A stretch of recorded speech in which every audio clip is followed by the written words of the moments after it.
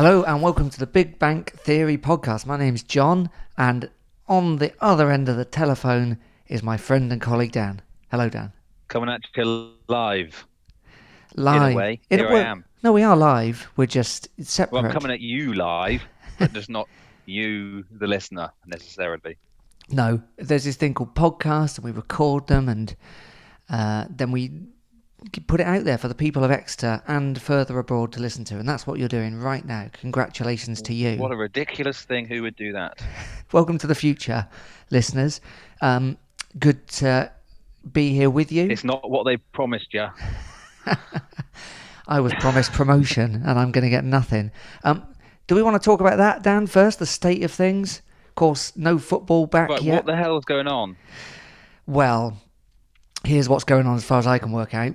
The EFL have said their priority is to get the games played, but we've got to expect we're not going to be there. That's what they're saying. It's going to be I follow. That's what it's looking like, isn't it? Or it's going to be Grecian player, which is the thing I forgot from the past. More of that in a minute. And closed doors. Yeah. Now, what the Premier Behind League... closed doors. Yeah. Which is, I always find it a funny turn of phrase, isn't it? Because it's sort of, football matches are outside. So, yeah. It's like, doesn't really matter. Like, I suppose there's still doors, big doors, but we won't be there. No. No, neither will you. No one will be. No, well, there'll be 22 people there, plus a ref, and some cameramen. I mean, will we be allowed in? Me and you? One would hope so, but probably not. We're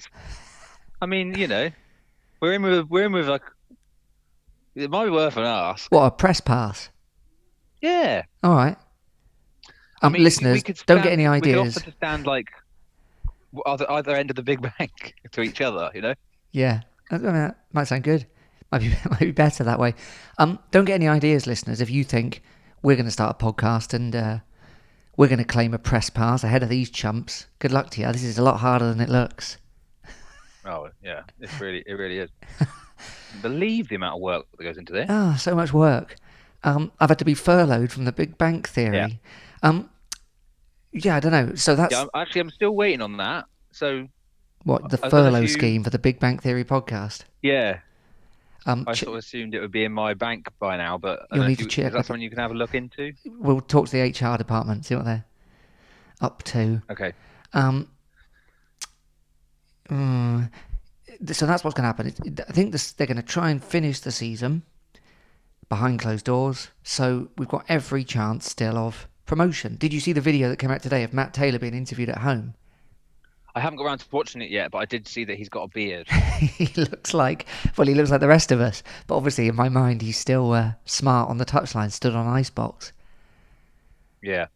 My hair's gone wild, I have to say. Well, I saw you. We saw each other, didn't we, in the flesh? We did. We were socially distanced, but we did see each other in the flesh as we handed over. Yeah, and contraband. Yeah, and your Barnet has gone wild, out of control. I know. Got more Barnet than Edgar Davids. Thank you very much. So we don't know, but we think that's what's going to happen. So that's something to look forward to. But at the minute, I can't even imagine going to the football. I can't even imagine walking uptown and saying hello to Steve up the road, who's walking there too. You know. Nah, it's going to be a long time, isn't it, before we're going to? Yeah. Because mass gatherings, and I know, Argyle fans will probably say, "Oh, you'll be fine then," because but still, even us lot. that counts, doesn't it? For like however many it is, between 4,000 and 5,000, whatever we're getting. Yeah, it's going to count. More. That's it's going to be a while before that many of us can get together. In one place again. It is. But we might still get some football. I mean, that'd be better than nothing, wouldn't it? I suppose. And also, we've got to do whatever it takes for the club to survive, basically. And I mean, forget what happens with the season. Really, it's like the main priority is that we can carry on beyond. Absolutely. Beyond this. It sounds to me like English football's the top 4 tiers are in a better state than lots of other places. Scotland's, I know they're really struggling At least there's Well, some. they finished it, haven't they? They finished They it, finished the season.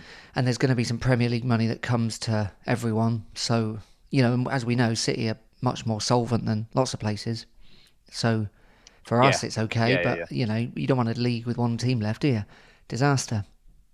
Well, apart from the fact that it does mean you get promoted, but you also get relegated. So I don't know what happened. No, that'd be a nightmare. Who's going to sort that out? So anyway, Taggy. that's where we are. Taggy, be on it. But today we thought, given that we got nothing to talk about, we'd last time we talked about City's unsuccessful playoff final at the new Wembley against Morecambe in the 2006-07 season. This week we're going to talk about our successful playoff final, 2007-08, aren't we? Yeah, And we are. this is much better documented. It was the Blue Square premiere, you might recall, listeners. And, What was Blue Square? Was that like a Alco Pop? I think it was gambling on it, wasn't it? A betting website. Oh, maybe. Either that or it was like... You remember that Russian restaurant near the castle in town? Red Square? Maybe it was like once capitalism took over. Changed the name, Blue Square. Anyway, that was the premiere. City were there. They were... It's a marketing agency. Is it really? Yeah. Give us a job. Yeah. Give us a job. So that was the... that was the season that approached us. The exciting thing for fans of Devon football was that we'd gained Torquay United to the league, who'd been relegated that season. Yep. The other kind of teams in the league, you had Aldershot, who eventually won the league, Cambridge, Torquay, City, Burton Albion, and then lots of names we're familiar with, Stevenage, Forest Green, Oxford United, and some teams we're pretty unfamiliar with these days. Histon, remember them, Dan? I really don't. Histon, yeah. Wonder what they're up to now. And the teams that got relegated were Droylsden, Stafford Rangers, Farsley Celtic, and Halifax, who I think went bust. Weird time. Droylsden. No idea where that is. Wow. But Droylsden, I think, got the worst attendance in the league that year. The highest was City Torquay, 7,800. Yeah, no shit. Yeah. Droylsden, do you know how many they had? They were pioneering social distancing some years before. 252 turned out to that game. Blimey. So we needed to get out of this league, didn't we? Because we're a much bigger club than that. Well, indeed. I don't want to sound like an Argyle fan, but we are. Yeah, we are. So this is much better documented this year than the previous year. There's even a DVD that City made. Obviously, we got promoted. You and I have watched bits of it. You watched the whole thing? Yeah. So that's what you dropped down to my house. I watched the whole thing. Yeah. It's sort of like very extended highlights. It's not the full game. No. Which is probably for the best because you don't need to see 90 minutes of that tud. But you get all the main action and also some extras, which we'll talk about in a bit. Yeah. But yeah, so we've both seen it. This week. Now, of course, the games leading up to that, the semi-finals, are perhaps some of the most famous games in City's history. We drew Torquay in the playoffs. We'd already played Torquay, obviously. We played on Boxing Day and New Year's Day, which I love. I wish we could do that again, I wish Argyle was lined up like that, but anyway, there we are. And we beat them at home and they beat us at Plainmoor. Got them in the playoffs. My first media appearance, Dan, was at this game when... Yeah, it was, wasn't it? It was. I can't find it. I've never seen it, but my friends swear it happened. It was, of course, Setanta Sport. Remember them? No. Who ran the thing. And they showed quite a lot of this lower league football. Yeah, very much remember Setanta. It was sort of... what was the one that came after Setanta? Someone else before BT came and took over that, because it's sort of the Premier League had.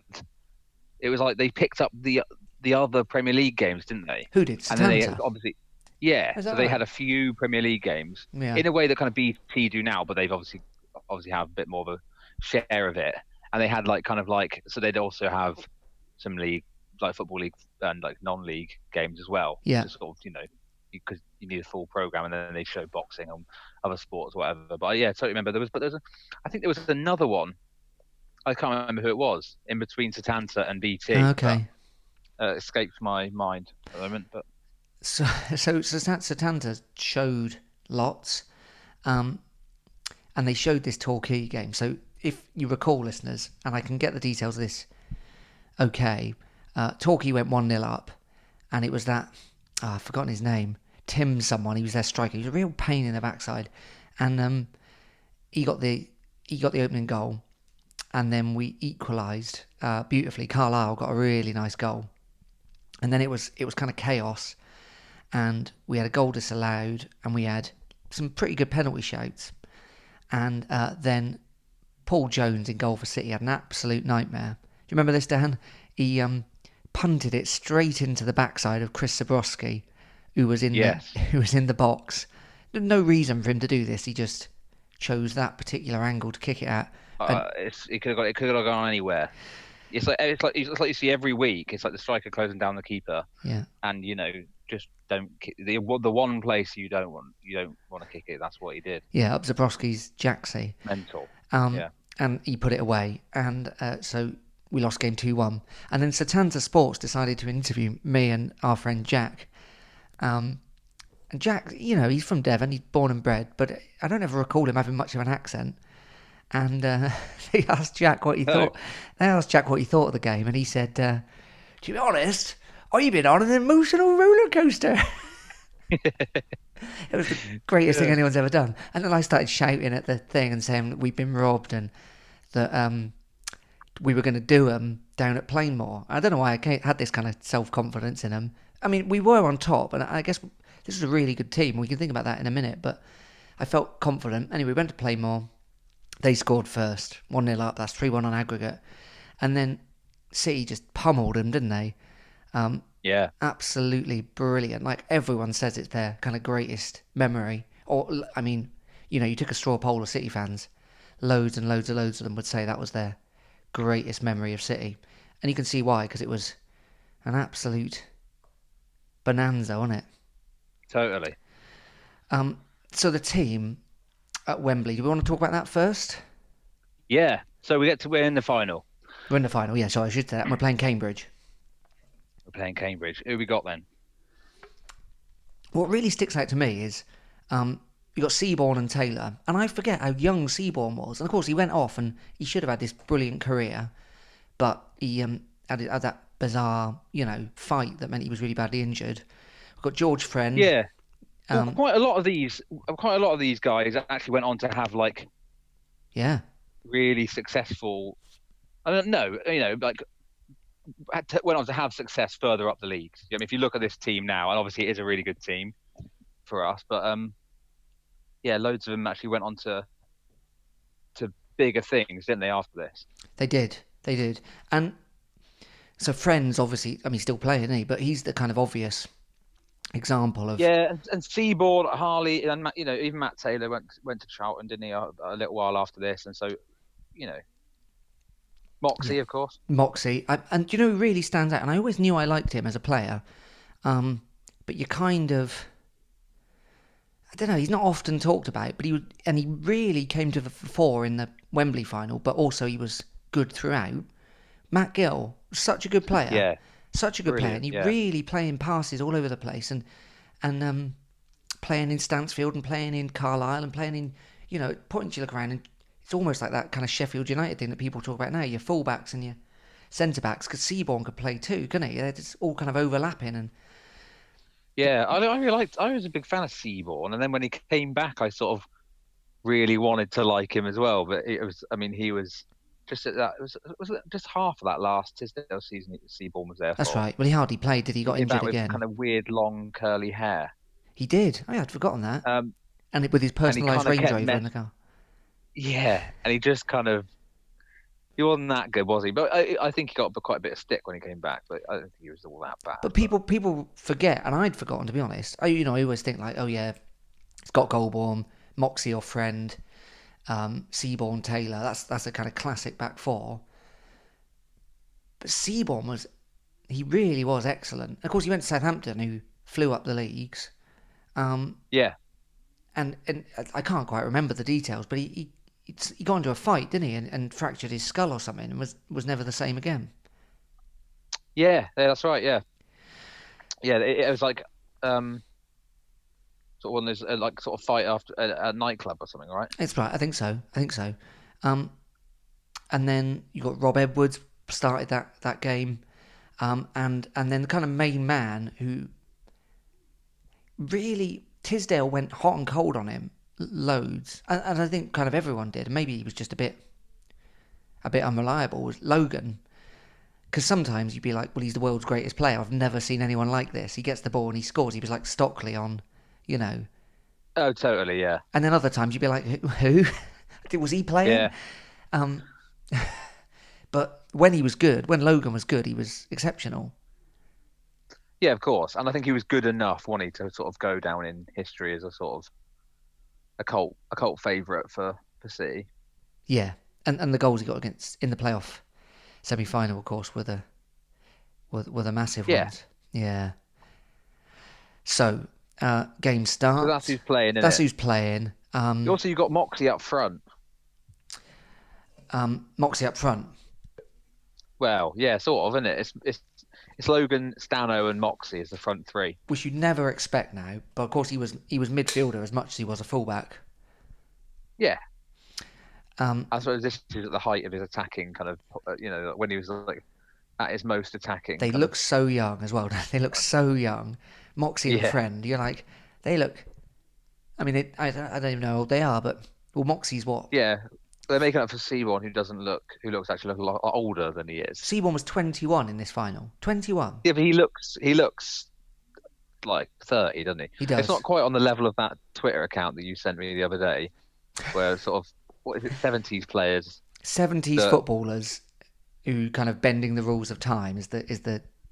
They all literally look like they're in their 50s and 60s, and yet it's like this guy's 21 apparently, or like, Yeah, it's not quite on that level from Seaborn, but he does look older than he probably was. Do you know, it's a different thing in it, but of course, although it's not different at all, because players in the noughties would have laughed at players from the 70s and said, oh, they look so outdated. How did they not realise how stupid they looked? And then you look at players from the 2007s and 8s and 9s and how much gel they've got in their hair, and you think, how did they not realise that's too much gel, lads? Yeah. Well, of course. But I'll tell you something, yeah? Matt Taylor at the house at the moment. Say that again? Matt Taylor, yeah? Yeah. I know obviously right now he's got a beard. He has aged very well.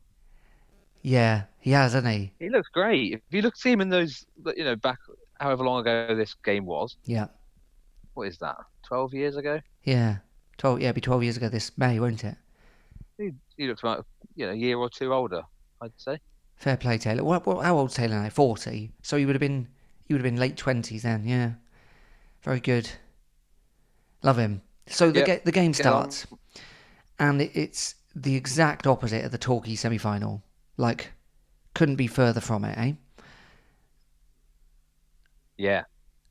I mean, we're just all over them. They've hardly started. We got corners flying in. We've got these Matt Gill and Seaborn and Friend crosses from everywhere. We've got we're marauding. We're marauding, and we have quite a lot of pressure, and we nearly score a couple of times, and then it's possibly the worst defending you'd expect to see in a corner. Like, it couldn't have gone worse for Cambridge.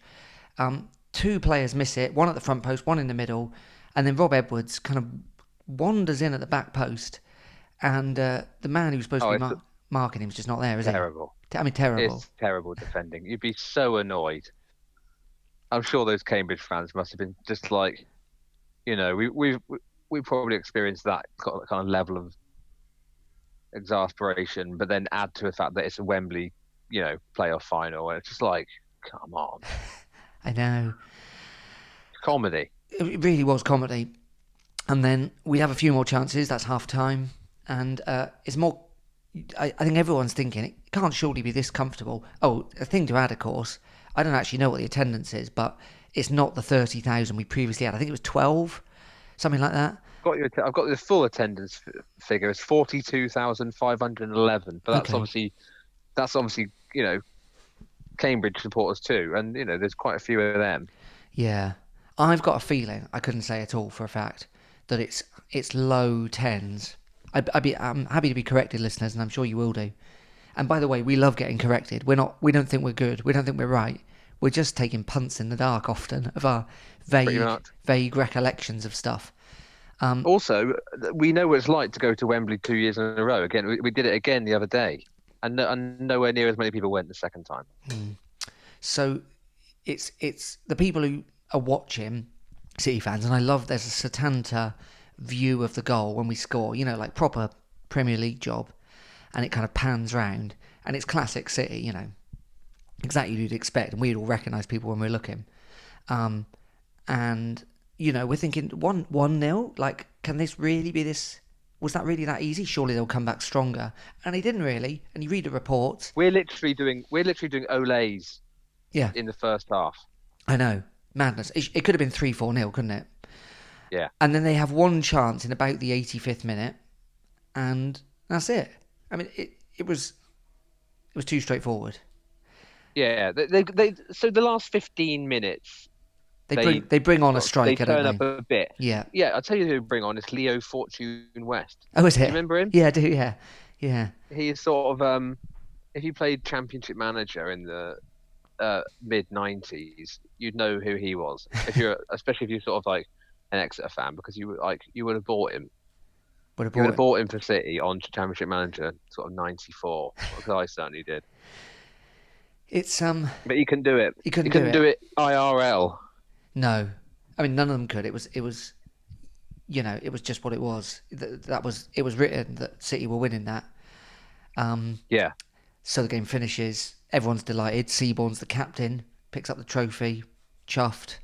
And what struck me about Tisdale's there. And what really struck me about the end of the game is Tisdale. Did you notice this? He says, yeah, delighted. I thought we were the better team. Kind of classic Tisdale, like real proper assessment of it. Thought we were the better team. Yeah. Last year felt awful. This year feels the exact opposite. Very grateful to be on the winning team. He feels bad for Cambridge, that kind of thing. And then he says, it's great. It's a great club. The trust is great. Julian Tagg's great. Steve Perryman's great. My assistant's great. The team have been brilliant. I'm not going to be here for long. Or he basically says, I don't know how long I'll be here, but it's great to be here for now. And to be flying the flag for now. And I watched it now, and I thought, he thinks he's off. Like, it really feels like that. He thinks he's done. And yeah, really interesting, isn't it? Because obviously, history actually turned out he either wasn't going or couldn't go anywhere. And there were definitely opportunities for him later on that we're told. Literally more so than any other manager, he wasn't going anywhere. No. Because he went on to be the longest serving manager in the whole pyramid. Well, he's basically only ever managed us, plus a weird season at Milton Keynes. And yeah, but as we know, he does take himself very seriously. Yeah. So and I think that just leads into that. He thinks he's.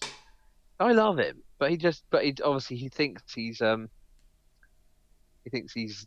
great, doesn't he? He's got a high opinion of himself.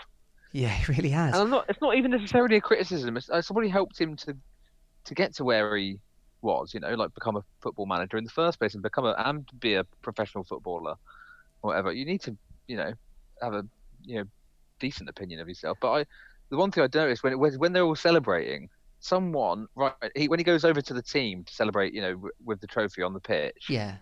And they're taking photos and everything. Someone, I can't really see who it is, tries to put one of those hats on his head, like those kind of jester hats. Yeah, of course. The other one. Yeah, of course. They try and put it on Tisda's head, and literally he just snatches it straight off, like before in a flash. It's like, no way. And you're like, is anyone getting a photo or even a glimpse of me wearing a stupid hat? Shut down. I bet they had none of it. I bet they had a pot. And then they spray champagne all over him. Yeah. And you can see he can't get annoyed because he's I think he's quite pleased to be in on the sort of like banter. Yeah.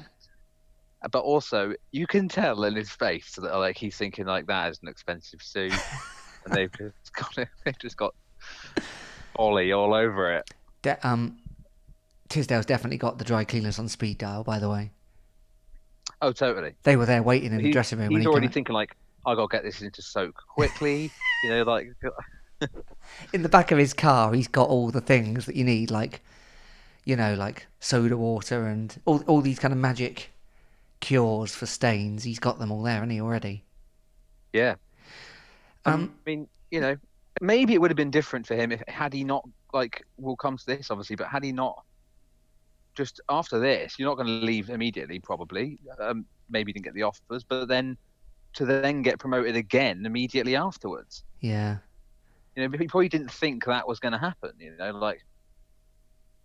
No. Well, Maybe it's something to do with why he wasn't expecting to be around that much longer, because he actually did better than he thought he was going to. maybe. I mean, he had 4 very good seasons, didn't he? So this is the second of those. Season number 1, we hit the playoffs. So if you're being generous to the history, you say he had 6 months of acclimatising, and then he really kept us going in the 6-7 season. It got us to Wembley against kind of all odds, and we were unlucky. And then in the 7-8 season, he gets us up, playoffs, smashed it. And then in the 8-9 season, promotion, automatic, smashed it. And then in the 9-10 season, he nearly gets promoted again. I mean, you can't really have 4 better. Well, you can. I know you can, but that's almost as good as it gets. Yeah, especially that far down. Especially that far down, with no money. With no money, yeah, that's right. Yeah. So you're right. You're right. He probably maybe if December the offer had come in, December 2008, he might have gone. It just really struck me, like watching it in hindsight. Oh, he really thinks he's off soon. Like he's got bigger ambitions than this. So it's interesting to see, like, as he spent more time around football and whatever, around management and all that stuff. The stuff changed for him, didn't it? So he didn't want to go. Interesting. Yeah, totally. Yeah. There's a Anyway. couple of interesting bits from the end of this game. Yeah, go on. One thing that Setanta did, which I thought was way ahead of its time. I don't know, I'm not even sure they do. They might have just started doing this now, yeah. Which is after the game, they got a camera live broadcasting from the Cambridge United changing room. Oh. And they're flicking from City celebrating on the pitch to this live feed of just the Cambridge team just sat in silence, like with their heads in their hands in their changing room, and it's really weird. I don't. But I suppose they're a new channel, aren't they? They're trying some things, and obviously that's one of the things they've decided to give a go is this weird live cam from the dressing room. But it is weird. I'm happy to be corrected on this. I felt a bit sorry for him. Yeah, that's dreadful. I'm happy to be corrected on this, but because they still do it now. BT's do it with whatever the conference is called now. You get in. Yeah, but haven't they just started doing that though? Maybe. I think that's quite a new thing. Well, it's and it's mad, isn't it? Mad thing to do. Brutal. Yeah. The last thing you want in it, you just finish that, and then you got to think like in the back of your head, like, oh, better to sort of check myself because I'm live on telly. Yeah. Like, you are if you won the pitch because you stood in front of a bunch of the cameras, but you should be able to, like, if you lost in the final, you should be able to go and, hide. I don't know. Absolutely, man. It's weird. Anyway, that's one of the things I noticed. No, I failed to watch the end of the DVD, so sadly my appearance on Setanta or Jack's Devonoid proclamations never made it to the DVD, but they did add on. I missed this. I didn't watch it. I must have turned it off before it got there. But you watched the bus parade. Oh, it's glorious. So I don't really remember. Like, my memory of all... I can't have been around. It was a Saturday, wasn't it? I think it was the following Saturday. Yep. They did a bus parade, and it went from St James Park to the High Street. I think Guildhall, yeah, because there's that photo, isn't there, of Tisdale on the bus. Upstairs. Yeah, but they all go up on the Guildhall roof. Do they? Yeah. And they're sort of waving down. I was there, but I didn't go all the way down to the Guildhall. I think I just sort of was at sort of Bedford Square kind of place. And but the streets were packed, right? Loads of people were out. It's so packed. It's like nothing you would ever see in Exeter for any reason. Like it's just sea of people, High Street. And it's quite good because you can see all the kind of like old shops that like Alliance and Leicester, Wow. and just stuff. I don't know. There's something about just sort of seeing town a few years ago. I mean, it's a bit different, isn't there? But Well, yeah, I don't know why it's I funny. wasn't there. I've got no idea. They've all got caps on and that, and then there's sort of you can see a lot of people just kind of off this, of course, in the footage. They're all up there. It's a bit weird. They're sort of joining in some of the chanting. There's bits of the kind of trip where it's not that busy. Would we do that now? Because Argyle did it, right? Last time they went up from League Two, they did a bus parade, and obviously Home Park's in quite a different situation than St James Park, so that it was a hilarious joke for all of us that there are loads of bits where there's no one, so that Argyle players are on the bus waving to no one, ha ha ha, which we all enjoy. But obviously there aren't enough people. There aren't enough people in the whole county to line that route. Like it's like a 3-mile drive. Yeah. But would we do it again if we win the league? If we win the league this year, do we do it again? We won't be allowed to do it. No, we won't be allowed to do it. But yeah, hypothetically, I think we probably would, wouldn't we? Bus parade, people on the streets. But did it happen the year after? No, because we didn't win anything. We didn't win anything. We've got to win a trophy. Because of course we've only ever won two things. We've only ever won two things: the league in '89-90, and then this thing. And this trophy, yeah. So it's not even real. And what did we come in the league? 4th, wasn't it? Yeah. It's really weird. Yeah, so we got a trophy, but we actually finished 4th. Yeah, it's weird. I think we probably would do it because of that fact. We've only ever won these two. Yeah. If we won the league like outright, we'd definitely do it. You'd expect. Yeah. Because do you remember hang on, what year was it? The playoff final against Blackpool. Oh yeah, I don't know. 4 years ago, right? Whatever that was. Yeah. Obviously, we lost that. Yeah. But the day after was the open top bus parade for the Exeter Chiefs. Oh yeah, of course it was. Just won. Yeah. The whatever they're in. Is that a league or a cup or whatever it is? Yeah, yeah. They'd won that, and because I remember thinking this is just making it worse. It was just and it wasn't just as if it wasn't bad enough that you got to come in and City having lost in the final. You then got to watch the Chiefs. I had to just have to be in town for work or whatever. And you've got to sort of be pushing through the Chiefs celebration, sort of high street thing, and I'm just hating every single one of them with the fire of 1,000 suns. Yeah, yeah. And it's just made the whole thing a million times worse. Yeah, you're right. So it does still go on. It does still go on, yeah. Well, we haven't got nothing yet, have we, to parade on? The other thing that struck me about it all was how many of that team have remained stuck around for a while. So obviously Rob Edwards went into coaching us. He already was a coach, wasn't he, at this point? Oh, was he player coach by this point? Yeah. Yeah. Wayne Carlisle's back, of course. We had Matt Gill went. We had him for a couple more years, but obviously the big one, Matt Taylor, stayed around and then came back. Seaborn came back. We had Paul Jones for quite a long time afterwards. This was quite. Yeah, the only person whose last game this one was Friend. Yeah, and he went straight to Middlesbrough then, didn't he? No, he went somewhere else first, didn't he? Oh, did he? I think we sold him to somebody else. Okay. Wolves. Oh yeah, you're right. Yeah, we did. Yeah. Yeah. It was after he went to Middlesbrough after the second time he came back, when he came back to us for a bit on loan. But yeah, so he's the only one whose last game it was. So yeah, you're right. This was a sort of the start of. I mean, last year, the year before this, we were talking about this is the beginning of this side, wasn't it? Yeah. This really good side, and the kind of building of this that this side was sort of based around. Yeah. Obviously, there's a few things that happened. Obviously, we lose Stano in a very different way. Yeah. A couple of years after this, but then you've got like I said, Edwards who sticks around, Harley Harley. Yeah, Steve of One, course. Tully, etc. Yeah. It was. And then you got Bertie and people out on the bench as well. So yeah, Harley looks really young, doesn't he? In the oh, his little baby.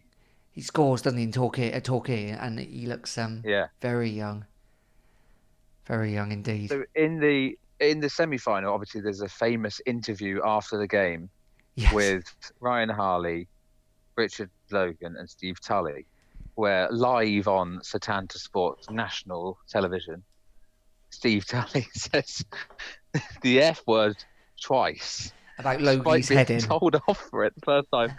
But 2 seconds later, said it again. He's very It's the excited. best thing out of all Exeter. It's probably the most. It's probably the most I've watched an interview of an Exeter City player ever. I must have seen that video. I must have seen that clip like, oh, who knows, countless times. Well, it's really so weird. good. It's weird, isn't it? Because of course, because Setanta had the rights or whatever, this is the best covered City season probably ever. Yeah, and You know, like I said, they're really going overboard with it, with like the on-pitch interviews and going like yeah, the camera in the dressing room. They've really gone for it, and yeah, it's good for us because you got loads to look back on. yeah. But you get promoted, and then of course the provider changes, and so they're just not interested. They got, you know, Beckham to photograph or whatever, and so suddenly Yeah, we're back to. They might show a game occasionally, but it switches away from it as soon as humanly possible. yeah, So yeah, it's in a sense it's we suddenly getting all these people interviewed all the time who, I mean, obviously Tully's not used to being interviewed on the telly because then he's no, dropping F-bombs all over the place. yeah, yeah, brilliant. I loved watching it. I loved it, and you can really remember it. When you can watch stuff properly, which you couldn't with the season before. No, totally, yeah. And obviously the era we're in now, this stuff we'll be able to watch forever. But that stuff then, you can really picture all the bits. I really remember Jones kicking it up Zabrowski's backside. Like I can Yeah. remember the pain of that. Must have hurt Zabrowski a bit, but then he got the remedy quick. Well, here's a question for you. What do you make of that kit? The white one. Yeah. I don't like a white kit really. No, I don't know. Wait, this is the away kit, yeah? It's one of the home kit. I No, it's thought. the away This kit. is It's the the away away kit. kit. Yeah. Yeah, and we had the full white one as well, didn't we? We that didn't even have the white red sleeves, right? Yeah. I don't know. At some point, maybe I wouldn't mind like a white away kit. I wonder if But the problem is. Oh, go on. I do like the blue one. Oh yeah, I'd definitely have another blue away kit. blue would be nice. I Blue would thought it be looked nice. class. I think that problem with white ones is, especially that era, all the kit was quite big, right? Everyone was still wearing quite big clothes, so Yeah. you look like a side Baggy. screen, don't you? Yeah, you see wearing this like great big billowing sail, and it's white, and it just looks. I think nowadays, if you had a more normal fit, you think, oh, that looks fine, but then it just looks a bit odd. And there's one shot of Stansfield, and he looks like he's lost in this massive pair of shorts. They all do. Yeah. They all do. They all look like huge shirts with like they're short sleeves, but I mean, are they? Because they come down well, Well past past their it. elbow. Yeah, really do. Yeah.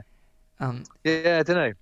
I definitely like the blue one, and I probably could be convinced on another white away kit. I definitely think it's better than the luminous ones we keep having at the moment. I don't care. I'm I just don't not care into for the not into luminous. this trend, the high vis.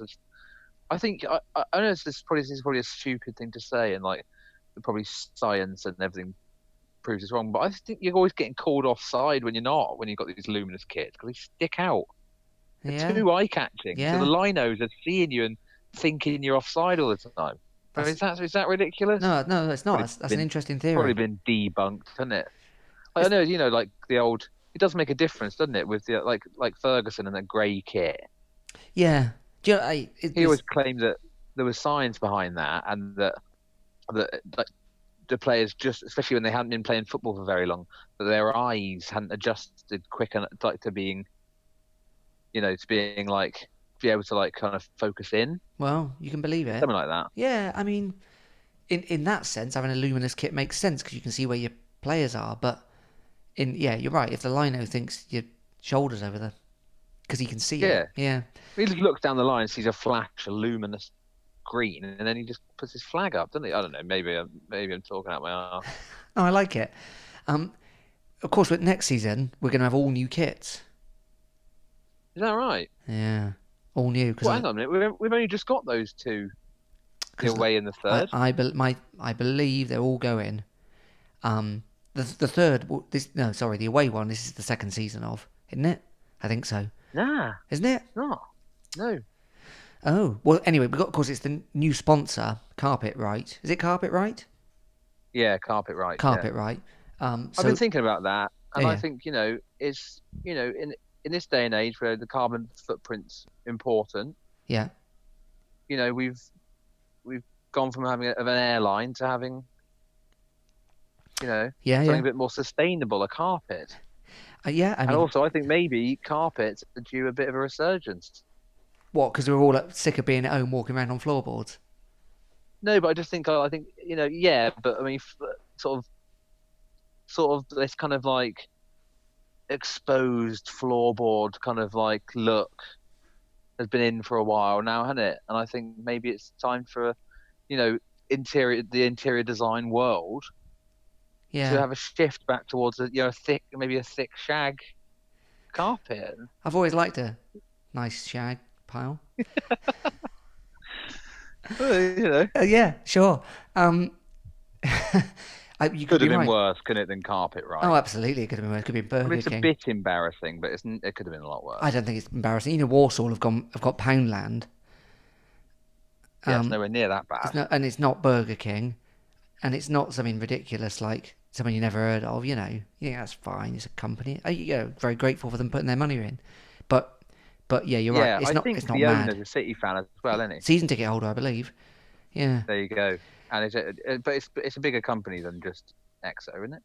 Right? Yeah, I believe so. There you go. Yeah, well, that's interesting. So maybe it won't be Welcome, new kits. Mr. Right.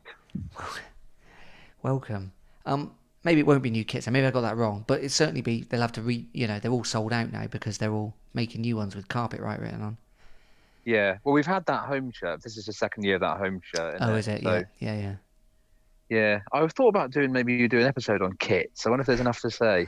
I mean, it doesn't lend itself particularly well to radio, but maybe. Oh yeah, you're right, and they're all quite similar, aren't they? The red and white stripe one, but it's slightly bigger stripes. It's about the size of an apple. Not. Yeah, everyone would have to get out like different coins and objects at home so they can know what we're talking about. We're talking about the one that's the size of the tennis ball, that size stripe today. Yeah. Right. Before we start the episode, make sure in front of you have an apple.